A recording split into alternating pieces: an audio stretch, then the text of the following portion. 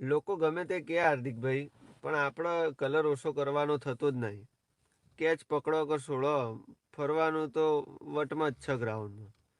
પણ એક ખાલી નાની રિક્વેસ્ટ હતી તમને કે આજે ચાલુ મેચમાં તમે પૂછો કે બકુ જમી લીધું કે નહીં તે, ના ક્યાં બેઠા, શું કરે ભાભી, આટલું બધું ધ્યાન રાખો.